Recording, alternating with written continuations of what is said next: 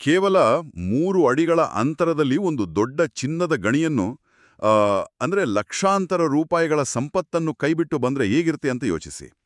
ಇದು ಕೇಳಲು ಆಶ್ಚರ್ಯವಾಗ್ಬದಲ್ವಾ? ಖಂಡಿತ ಆಶ್ಚರ್ಯ ಆಗುತ್ತೆ. ಯಾರು ತಾನೇ ಆ ರೀತಿ ಮಾಡ್ತಾರೆ ಅನ್ಸುತ್ತೆ.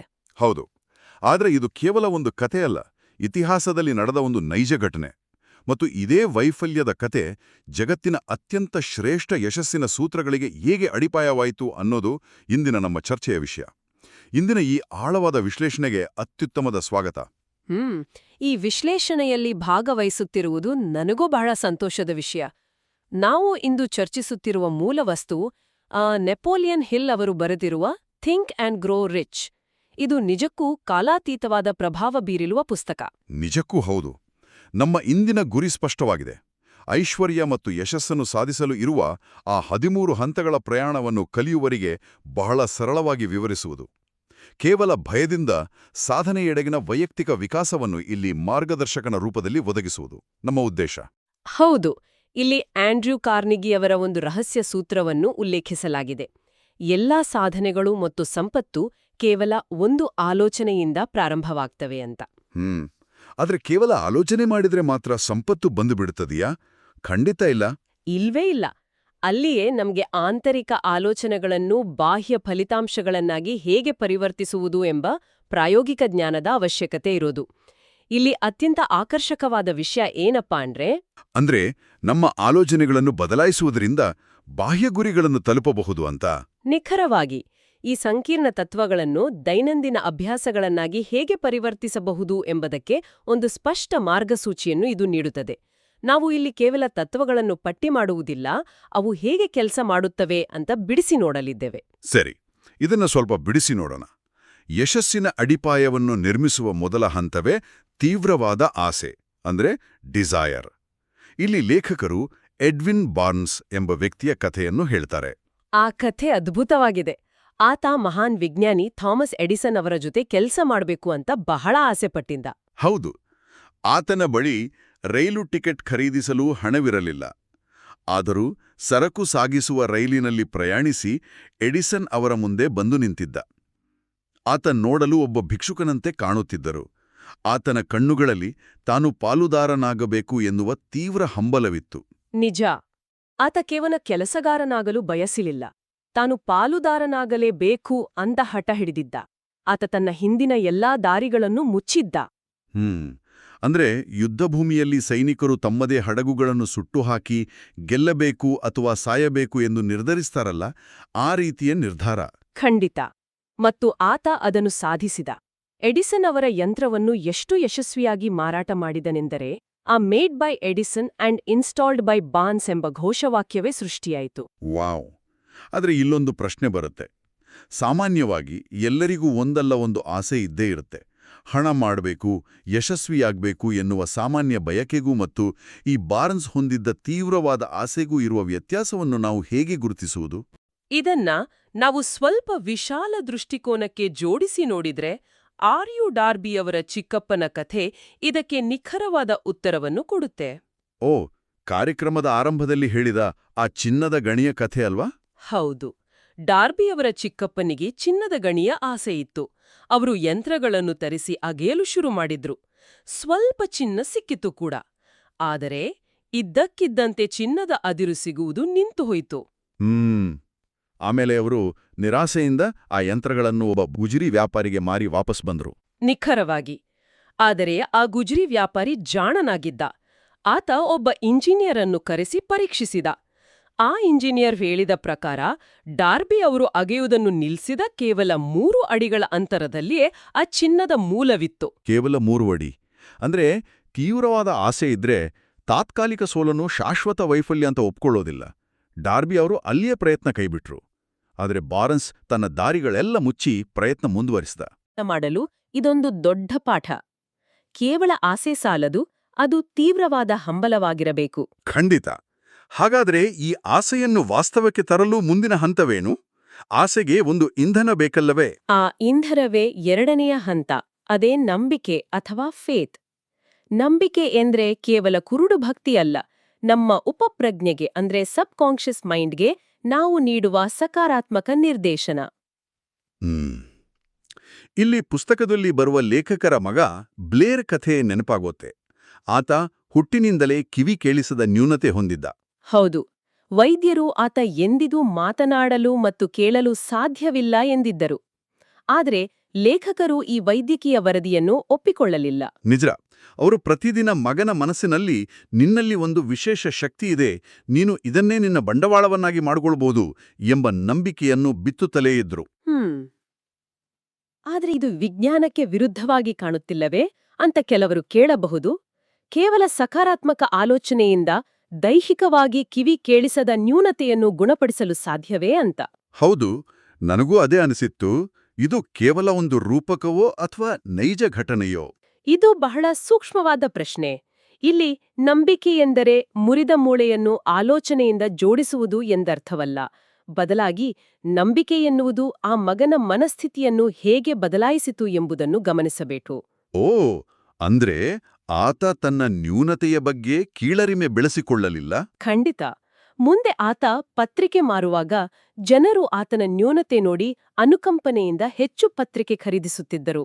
ಆತ ಆ ನ್ಯೂನತೆಯನ್ನೇ ತನ್ನ ವ್ಯಾಪಾರದ ತಂತ್ರವನ್ನಾಗಿ ಬದಲಾಯಿಸಿಕೊಂಡ. ಅದ್ಭುತ. ಮತ್ತು ಕಾಲಾನಂತರದಲ್ಲಿ ಕಾಲೇಜಿಗೆ ಹೋದಾಗ ಹೊಸದಾಗಿ ಬಂದ ಒಂದು ಹಿಯರಿಂಗ್ ಏಡ್ ಆತನಿಗೆ ಕೇಳುವ ಶಕ್ತಿಯನ್ನು ನೀಡಿತು ಅಲ್ವಾ? ಹೌದು. ಇಲ್ಲಿ ಮುಖ್ಯವಾದ ಅಂಶ ಏನಂದ್ರೆ, ಅವಕಾಶ ಬಂದಾಗ ಅದನ್ನು ಸ್ವೀಕರಿಸುವ ಮಾನಸಿಕ ಸಿದ್ಧತೆಯನ್ನು ಆ ನಂಬಿಕೆ ಮೊದಲೇ ನಿರ್ಮಿಸಿತು. ಅತ್ಯುತ್ತಮವಾದ ವಿವರಣೆ. ಆಂತರಿಕವಾಗಿ ನಾವು ಸಿದ್ಧರಾಗದಿದ್ದರೆ ಬಾಹ್ಯ ಅವಕಾಶಗಳು ಬಂದೂ ನಿಂತರೂ ನಮಗೆ ಕಾಣುವುದಿಲ್ಲ. ಹಾಗಾದರೆ ಈ ನಂಬಿಕೆಯನ್ನ ದೈನಂದಿನ ಜೀವನದಲ್ಲಿ ಬೆಳೆಸಿಕೊಳ್ಳುವುದು ಹೇಗೆ? ಕೇವಲ ಮನಸ್ಸಿನಲ್ಲಿ ಅಂದುಕೊಂಡೇ ಸಾಕೆ? ಅಲ್ಲಿಯೇ ಮೂರನೇ ಹಂತ ಬರುವುದು, ಸ್ವಯಂ ಸೂಚನೆ ಅಥವಾ ಆಟೋ ಸಜೆಷನ್. ಇದು ನಮ್ಮ ಮೆದುಳಿಗೆ ನಾವೇ ನೀಡುವ ತರಬೇತಿ. ಇದಕ್ಕಾಗಿ ಕಲಿಯುವರು ದೈನಂದಿನ ಬೆಳಗಿನ ದಿನಚರ್ಯೆಯನ್ನು, ಅಂದ್ರೆ ಮಾರ್ನಿಂಗ್ ರುಟೀನ್ ಅನ್ನು ರೂಪಿಸಿಕೊಳ್ಳುವುದು ಅತ್ಯಂತ ಅಗತ್ಯ. ಖಂಡಿತ. ಲೇಖಕರು ಇದಕ್ಕೆ 6 ಪ್ರಾಯೋಗಿಕ ಹೆಜ್ಜೆಗಳನ್ನು ನೀಡಿದ್ದಾರೆ. 1. ನಮಗೆ ಬೇಕಾಗಿರುವ ನಿಖರವಾದ ಹಣದ ಅಥವಾ ಯಶಸ್ಸಿನ ಪ್ರಮಾಣವನ್ನು ನಿರ್ಧರಿಸುವುದು. 2. ಅದಕ್ಕಾಗಿ ನಾವು ಜಗತ್ತಿಗೆ ಪ್ರತಿಯಾಗಿ ಏನನ್ನು ನೀಡುತ್ತೇವೆ ಎಂದು ಬರೆಯುವುದು. 3. ದಿನಾಂಕವನ್ನು ನಿಗದಿಪಡಿಸುವುದು. 4. ಒಂದು ಸ್ಪಷ್ಟ ಯೋಜನೆಯನ್ನು ರೂಪಿಸುವುದು. 5. ಇವೆಲ್ಲವನ್ನು ಒಂದು ಕಾಗದದಲ್ಲಿ ಬರೆಯುವುದು. ಮತ್ತು 6. ಅತ್ಯಂತ ಮುಖ್ಯವಾದದ್ದು, ಪ್ರತಿದಿನ ಬೆಳಿಗ್ಗೆ ಎದ್ದ ತಕ್ಷಣ ಮತ್ತು ರಾತ್ರಿ ಮಲಗುವ ಮುನ್ನ ಆ ವಾಕ್ಯವನ್ನು ಭಾವನಾತ್ಮಕವಾಗಿ ನಂಬಿಕೆಯಿಂದ ಜೋರಾಗಿ ಓದುವುದು. ಕೇವಲ ಜೋರಾಗಿ ಓದುವುದರಿಂದ ಹಣ ಬರುತ್ತದೆಯಾ ಎಂದು ಹಲವರು ಕೇಳಬಹುದು. ಆದರೆ ಇದರ ಹಿಂದಿನ ವಿಜ್ಞಾನವನ್ನು ಅರ್ಥಮಾಡಿಕೊಳ್ಳಬೇಕು. ಹೌದು.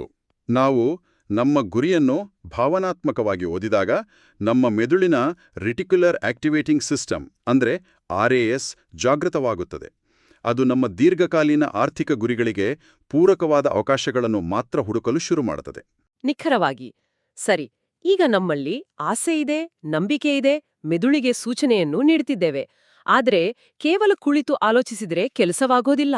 ಇದಕ್ಕೆ ಕಾರ್ಯರೂಪ ಕೊಡಲು ಮುಂದಿನ 3 ಹಂತಗಳು ಬೇಕು: ವಿಶೇಷ ಜ್ಞಾನ, ಕಲ್ಪನಾ ಶಕ್ತಿ ಮತ್ತು ಸಂಘಟಿತ ಯೋಜನೆ. ಹೌದು. 4ನೇ ಹಂತವಾದ ವಿಶೇಷ ಜ್ಞಾನ ಅಂದ್ರೆ ಸ್ಪೆಷಲೈಸ್ಡ್ ನಾಲೆಡ್ಜ್ ಬಗ್ಗೆ ಹೇಳೋದಾದ್ರೆ, ಶಿಕ್ಷಣ ಎಂದರೆ ಕೇವಲ ಶಾಲೆಯ ಪದವಿಗಳಲ್ಲ. ಹೆನ್ರಿ ಫೋರ್ಡ್ ಅವರು ಶಾಲೆಯ ಮೆಟ್ಟಿಲು ಹತ್ತಿರಲಿಲ್ಲ. ಆದರೂ ಯಾರಾದರೂ ಅವರನ್ನು ಪ್ರಶ್ನಿಸಿದರೆ ಆ ಪ್ರಶ್ನೆಗಳಿಗೆ ನಿಖರವಾದ ಉತ್ತರ ನೀಡಬಲ್ಲ ತಜ್ಞರ ಒಂದು ದೊಡ್ಡ ತಂಡವೇ ಅವರ ಬಳಿಯಿತ್ತು.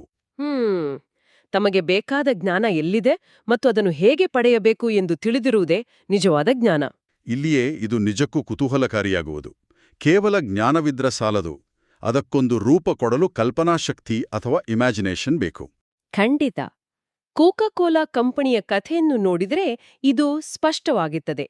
ಒಬ್ಬ ಸಾಮಾನ್ಯ ಹಳ್ಳಿಯ ವೈದ್ಯ ತನ್ನ ಬಳಿಯಿದ್ದ ಒಂದು ರಹಸ್ಯ ಸೂತ್ರ ಮತ್ತು ಒಂದು ಕೆಟಲನ್ನು ಆಸಾ ಕ್ಯಾಂಡ್ಲರ್ ಎಂಬ ಯುವಕನಿಗೆ ಕೇವಲ $500ಗೆ ಮಾರ್ತಾನೆ. ಆ ಸೂತ್ರದಲ್ಲಿ ಏನಿತ್ತು ಎನ್ನುವುದಕ್ಕಿಂತ ಕ್ಯಾಂಡ್ಲರ್ ತನ್ನ ಕಲ್ಪನಾಶಕ್ತಿಯನ್ನು ಅದಕ್ಕೆ ಹೇಗೆ ಬೆರೆಸಿದ ಎನ್ನುವುದು ಮುಖ್ಯ.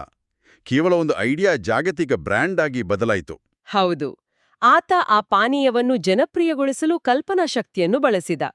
ಆ ಐಡಿಯಾವನ್ನು ಕಾರ್ಯರೂಪಕ್ಕೆ ತರಲು ಬೇಕಾದದ್ದೇ 6ನೇ ಹಂತ, ಅಂದ್ರೆ ಸಂಘಟಿತ ಯೋಜನೆ, ಆರ್ಗನೈಸ್ಡ್ ಪ್ಲಾನಿಂಗ್. ಈ ತತ್ವವನ್ನು ಇಂದಿನ ಆಧುನಿಕ ಉದ್ಯೋಗ ಹುಡುಕಾಟಕ್ಕೆ ಅಥವಾ ಲೀಡರ್ಶಿಪ್ಗೆ ಬಹಳ ಸುಲಭವಾಗಿ ಅನ್ವಯಿಸಬಹುದು. ಖಂಡಿತ.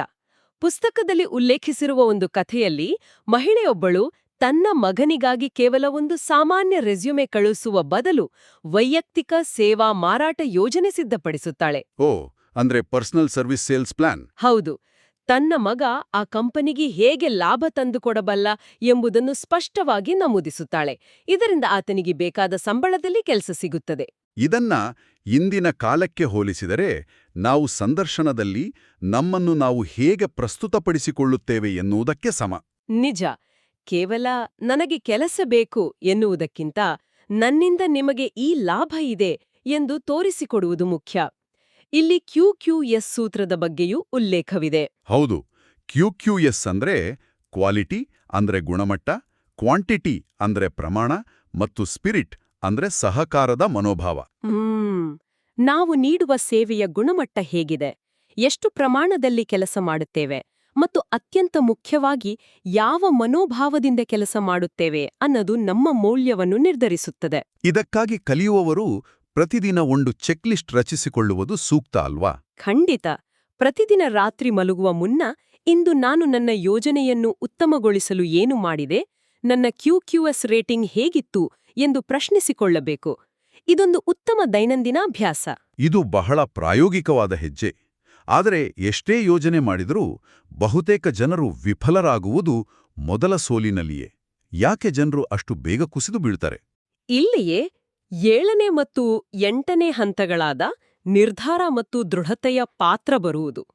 ವಿಳಂಬ ಪ್ರವೃತ್ತಿ ಮತ್ತು ಟೀಕೆಯ ಭಯ ನಮ್ಮನ್ನು ಆವರಿಸುತ್ತದೆ. ಯಾರು ಏನು ಅಂದುಕೊಳ್ಳುತ್ತಾರೋ ಎನ್ನುವ ಭಯವೇ ಅದೇ ನಮ್ಮನ್ನು ಪ್ರಾರಂಭಿಸಲು ಬಿಡೋದಿಲ್ಲ. ನಾವು ಪರ್ಫೆಕ್ಟ್ ಸಮಯಕ್ಕಾಗಿ ಕಾಯುತ್ತಲೇ ಇರುತ್ತೇವೆ. ಹೌದು. ಥಾಮಸ್ ಎಡಿಸನ್ ಅವರು 10,000 ಬಾರಿ ವಿಫಲರಾದಾಗ ಅವರು ಅದನ್ನು ಸೋಲು ಎಂದು ಒಪ್ಪಿಕೊಳ್ಳಲಿಲ್ಲ. ಬದಲಾಗಿ ಬಲ್ಬ್ ಉರಿಯದ 10,000 ವಿಧಾನಗಳನ್ನು ಕಲಿತೆ ಎಂದು ದೃಢತೆಯಿಂದ ಮುಂದುವರೆದರು. ಖಂಡಿತ.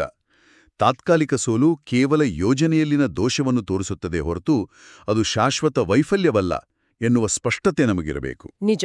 ಆದ್ರೆ ದೃಢತೆ ಇದ್ರೂ ಒಬ್ಬನೇ ವ್ಯಕ್ತಿ ಎಲ್ಲವನ್ನೂ ಸಾಧಿಸಲು ಸಾಧ್ಯವಿಲ್ಲ ಅಲ್ವಾ? ನಮಗೆ ಇತರರ ಸಹಾಯ ಬೇಕೇ ಬೇಕು. ಮತ್ತು ಅದೇ 9ನೇ ಹಂತ, ಮಾಸ್ಟರ್ ಮೈಂಡ್ ಶಕ್ತಿ. ಮಾಸ್ಟರ್ ಮೈಂಡ್ ಎಂದರೆ ಕೇವಲ 2 ಅಥವಾ 3 ಸೇರಿ ಮಾತನಾಡುವುದಲ್ಲ. ಒಂದು ನಿರ್ದಿಷ್ಟ ಗುರಿಗಾಗಿ ಸಂಪೂರ್ಣ ಸಾಮರಸ್ಯದಿಂದ ಅಂದ್ರೆ ಪರ್ಫೆಕ್ಟ್ ಹಾರ್ಮನಿಯಲ್ಲಿ ಕೆಲಸ ಮಾಡುವ ಗುಂಪು ಅಂತ ಹೇಳ್ಬೋದು. ಹೌದು. ಆಂಡ್ರೂ ಕಾರ್ನೆಗಿಯವರ ಯಶಸ್ಸಿನ ರಹಸ್ಯವೇ ಅವರ ಬಳಿಯಿದ್ದ 50 ಜನರ ಮಾಸ್ಟರ್ ಮೈಂಡ್ ಗುಂಪು. ಇದನ್ನ ನಮ್ಮ ದೈನಂದಿನ ಜೀವನದಲ್ಲಿ ಹೇಗೆ ಅಳವಡಿಸಿಕೊಳ್ಳುವುದು ಅಂತ ಹೊಸಬರು ಕೇಳಬಹುದು. ಅವರಿಗೆ ಒಂದು ಸರಳ ಮಾರ್ಗಸೂಚಿಯಿದೆ. ಖಂಡಿತ. ವಾರಕ್ಕೊಮ್ಮೆ ಒಂದು ಮಾಸ್ಟರ್ ಮೈಂಡ್ ಸ್ಟಡಿ ಕ್ಲಬ್ ಅನ್ನು ರಚಿಸಿಕೊಳ್ಳಬಹುದು. ಹೌದು. ನಿಮ್ಮಂತೆಯೇ ಸಕಾರಾತ್ಮಕ ಆಲೋಚನೆ ಇರುವ, ಪ್ರಗತಿಯತ್ತ ಗಮನಹರಿಸುವ ವ್ಯಕ್ತಿಗಳನ್ನು ಆಯ್ಕೆ ಮಾಡಿ ವಾರದಲ್ಲಿ 2 ಬಾರಿ ಭೇಟಿಯಾಗುವುದು ಸೂಕ್ತ. ಒಂದು ಸಾಪ್ತಾಹಿಕ ಅಧ್ಯಯನ ವೇಳಾಪಟ್ಟಿಯನ್ನು ಅಂದ್ರೆ ವೀಕ್ಲಿ ಸ್ಟಡಿ ಶೆಡ್ಯೂಲ್ ಸಿದ್ಧಪಡಿಸಿಕೊಳ್ಳಬಹುದಲ್ವಾ? ಖಂಡಿತ. ಉದಾಹರಣೆಗೆ, ಮೊದಲ ವಾರ ಆಸೆ ತತ್ವದ ಬಗ್ಗೆ ಚರ್ಚಿಸಿ, 2ನೆಯ ವಾರ ನಂಬಿಕೆಯ ಬಗ್ಗೆ. ಪ್ರತಿಯೊಬ್ಬರ ಆಲೋಚನೆಗಳನ್ನು ದಾಖಲಿಸುವ ವಿಧಾನವನ್ನು ರೂಢಿಸಿಕೊಳ್ಳಬೇಕು. ಗುಂಪಿನಲ್ಲಿ ಸಾಮರಸ್ಯ ಇಲ್ಲದಿದ್ರೆ ಅದು ಮಾಸ್ಟರ್ ಮೈಂಡ್ ಆಗೋದಿಲ್ಲ, ಕೇವಲ ಹರಟೆ ಒಡೆಯೋ ಗುಂಪಾಗ್ತದೆ. ನಿಖರವಾಗಿ ಹೇಳಿದ್ದೀರಿ. ಈಗ 10ನೇ ಹಂತದ ಕಡೆಗೆ ಬರೋಣ. ಇದು ಸ್ವಲ್ಪ ವಿವಾದಾತ್ಮಕ ಮತ್ತು ಬಹಳ ಸೂಕ್ಷ್ಮವಾದ ವಿಷಯ. ಲೈಂಗಿಕ ಶಕ್ತಿಯ ರೂಪಾಂತರ ಅಂದ್ರೆ ಸೆಕ್ಸ್ ಟ್ರಾನ್ಸ್ಮ್ಯೂಟೇಷನ್. ಸಾಮಾನ್ಯವಾಗಿ ಈ ಪದ ಕೇಳಿದ ತಕ್ಷಣ ಜನರಿಗೆ ಬೇರೆದೇ ಅರ್ಥ ಹೊಳೆಯುತ್ತದೆ. ಇದರ ನೈಜ ಅರ್ಥವೇನು? ಇದು ಅತ್ಯಂತ ಶಕ್ತಿಯುತವಾದ ಭಾವನಾತ್ಮಕ ಮತ್ತು ಸೃಜನಶೀಲ ಶಕ್ತಿ. ಲೇಖಕರು ಹೇಳುವ ಪ್ರಕಾರ ಮನುಷ್ಯನ ಈ ಮೂಲಭೂತ ಪ್ರಚೋದನೆ ಕೇವಲ ದೈಹಿಕವಾದದ್ದಲ್ಲ. ಓ, ಅಂದ್ರೆ ಅದನ್ನು ಕೇವಲ ದೈಹಿಕವಾಗಿ ವ್ಯರ್ಥ ಮಾಡದೆ ಆ ಅಪಾರವಾದ ಶಕ್ತಿಯನ್ನು ಉನ್ನತ ವೃತ್ತಿಪರ ಯಶಸ್ಸು, ಕಲೆ ಮತ್ತು ಕ್ರಿಯೇಟಿವ್ ಎನರ್ಜಿಯಾಗಿ ಹೇಗೆ ಬಳಸಿಕೊಳ್ಳಬಹುದು ಎಂಬುದೇ ಇದರ ರಹಸ್ಯ. ಹೌದು. ಇತಿಹಾಸದ ಅನೇಕ ಶ್ರೇಷ್ಠ ಸಾಧಕರು ತಮ್ಮ ಈ ಭಾವನಾತ್ಮಕ ಶಕ್ತಿಯನ್ನು ತಮ್ಮ ಗುರಿಯ ಕಡೆಗೆ ಹರಿಸಿದ್ರಿಂದಲೇ ದೊಡ್ಡ ಸಾಧನೆ ಮಾಡಿದ್ರು. ಇದು ಶಕ್ತಿಯನ್ನು ದಮನ ಮಾಡುವುದಲ್ಲ, ಬದಲಾಗಿ ದಿಕ್ಕು ಬದಲಾಯಿಸುವುದು. ಹಾಗಾದ್ರೆ ಅದರ ಒಟ್ಟಾರೆ ಅರ್ಥವೇನು? ನಮ್ಮ ಆಸೆ, ನಂಬಿಕೆ, ಯೋಜನೆ ಮತ್ತು ಶಕ್ತಿ ಎಲ್ಲವೂ ನಮ್ಮ ಮೆದುಳಿನ ಒಳಗೆ ನಡೆಯುವ ಪ್ರಕ್ರಿಯೆಗಳಲ್ವಾ? ಖಂಡಿತ. ಈ ಪ್ರಕ್ರಿಯೆಗಳು ವಾಸ್ತವವಾಗಿ ಹೇಗೆ ಕೆಲಸ ಮಾಡುತ್ತವೆ ಎಂದು ಅರ್ಥ ಮಾಡಿಕೊಳ್ಳಲು 11, 12 ಮತ್ತು 13ನೇ ಹಂತಗಳನ್ನು ಒಟ್ಟಿಗೆ ನೋಡಬೇಕು. ಅಂದ್ರೆ ಉಪಪ್ರಜ್ಞೆ ಮೆದುಳು ಮತ್ತು ಅರಣೇಂದ್ರಿಯ. ಹೌದು, ನಮ್ಮ ಮೆದುಳು ಕೇವಲ ಯೋಚಿಸುವ ಅಂಗವಲ್ಲ. ಅದು ಒಂದು ಬ್ರಾಡ್ಕಾಸ್ಟಿಂಗ್ ಆ್ಯಂಡ್ ರಿಸೀವಿಂಗ್ ಸ್ಟೇಷನ್, ಅಂದ್ರೆ ಪ್ರಸಾರ ಮತ್ತು ಸ್ವೀಕರಿಸುವ ಕೇಂದ್ರವಿದ್ದಂತೆ.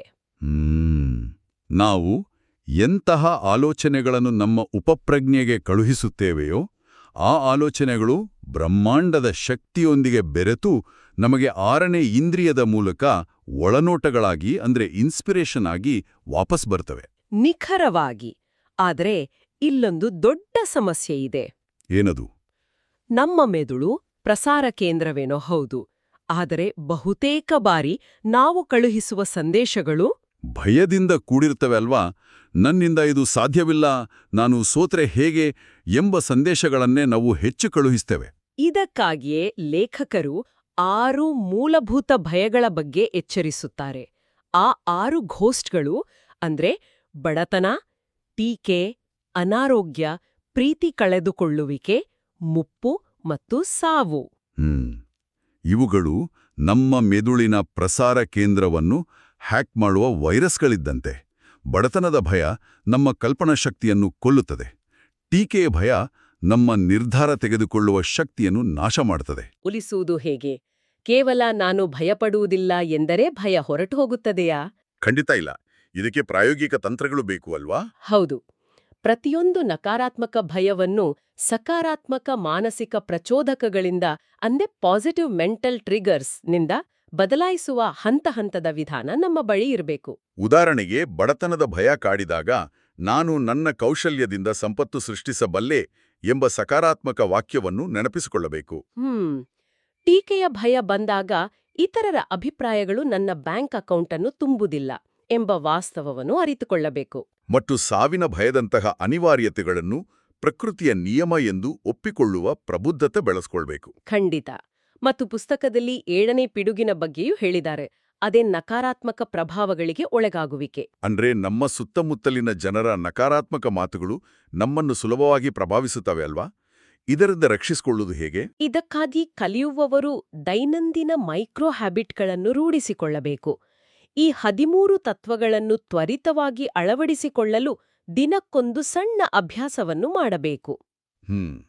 ಉದಾಹರಣೆಗೆ, ಯಾರಾದರೂ ನಕಾರಾತ್ಮಕವಾಗಿ ಮಾತನಾಡಿದ ತಕ್ಷಣ ಆ ವಿಷಯವನ್ನು ಅಲ್ಲಿಗೇ ಕತ್ತರಿಸಿ ಗಮನವನ್ನು ನಮ್ಮ ಗುರಿಯ ಕಡೆಗೆ ತಿರುಗಿಸುವ ಅಭ್ಯಾಸ. ಹೌದು. ನಮ್ಮ ಮನಸ್ಸಿನ ಬಾಗಿಲಿಗೆ ನಾವೇ ಕಾವಲುಗಾರರಾಗಬೇಕು. ನಕಾರಾತ್ಮಕ ಯೋಚನೆಗಳಿಗೆ ಪ್ರವೇಶ ನಿರಾಕರಿಸಬೇಕು. ಬಹಳ ಅದ್ಭುತವಾದ ಮಾತು. ಬಾಹ್ಯ ಜಗತ್ತಿನ ಯಶಸ್ಸು ಸಂಪೂರ್ಣವಾಗಿ ನಮ್ಮ ಆಂತರಿಕ ಆಲೋಚನೆಗಳ ನಿಯಂತ್ರಣದ ಮೇಲಿದೆ ಎಂಬುದನ್ನು ಇಂದಿನ ವಿಶ್ಲೇಷಣೆ ಬಹಳ ಸ್ಪಷ್ಟವಾಗಿ ತೋರಿಸಿಕೊಟ್ಟಿದೆ. ಹೌದು. ಆಸೆ, ನಂಬಿಕೆ, ಯೋಜನೆ ಮತ್ತು ಮಾಸ್ಟರ್ ಮೈಂಡ್ ನಂತಹ ತತ್ವಗಳು ಕೇವಲ ಪುಸ್ತಕದ ಪದಗಳಲ್ಲ. ಇವು ನಮ್ಮ ಮೆದುಳಿನ ಶಕ್ತಿಯನ್ನು ವಾಸ್ತವದ ಸಂಪತ್ತಾಗಿ ಪರಿವರ್ತಿಸುವ ಸಾಧನಗಳು. ಖಂಡಿತ. ನಾವು ಈ ತತ್ವಗಳನ್ನು ಎಷ್ಟು ನಿಷ್ಠೆಯಿಂದ ದೈನಂದಿನ ಅಭ್ಯಾಸವನ್ನಾಗಿ ಪರಿವರ್ತಿಸುತ್ತೇವೆಯೋ ಅಷ್ಟು ವೇಗವಾಗಿ ನಮ್ಮ ಜೀವನದ ಗುರಿಗಳನ್ನು ತಲುಪಬಹುದು. ನಿಜ. ಇದು ಒಂದು ನಿರಂತರ ಪ್ರಯಾಣ. ಕಾರ್ಯಕ್ರಮವನ್ನು ಮುಕ್ತಾಯಗೊಳಿಸುವ ಮುನ್ನ ಒಂದು ಅಂತಿಮ ಪ್ರಚೋದನಾಕಾರಿ ಆಲೋಚನೆಯನ್ನು ಚರ್ಚಿಸೋಣ. ಪುಸ್ತಕದಲ್ಲಿ ನೆಪೋಲಿಯನ್ ಹಿಲ್ ಅವರು ಅನುಸರಿಸುತ್ತಿದ್ದ ಅಗೋಚರ ಸಲಹಾಗಾರರು ಅಂದ್ರೆ ಇನ್ವಿಸಿಬಲ್ ಕೌನ್ಸಿಲರ್ಸ್ ಎಂಬ ಅದ್ಭುತವಾದ ಪರಿಕಲ್ಪನೆ ಇದೆ. ಓ ಹೌದು. ಅವರು ಪ್ರತಿದಿನ ರಾತ್ರಿ ಮಲಗುವ ಮುನ್ನ ಎಮರ್ಸನ್, ಎಡಿಸನ್, ಲಿಂಕನ್ರಂತಹ ಮಹಾನ್ ವ್ಯಕ್ತಿಗಳ ಜೊತೆ ತಮ್ಮ ಮನಸ್ಸಿನಲ್ಲೇ ಒಂದು ಕಾಲ್ಪನಿಕ ಸಭೆ ನಡೆಸ್ತಿದ್ದರಂತೆ. ತಮಗೆ ಬೇಕಾದ ಗುಣಗಳನ್ನು ಆ ಮಹಾನ್ ವ್ಯಕ್ತಿಗಳಿಂದ ಪಡೆಯುತ್ತಿರುವಂತೆ ಕಲ್ಪಿಸಿಕೊಳ್ಳುತ್ತಿದ್ದರಂತೆ.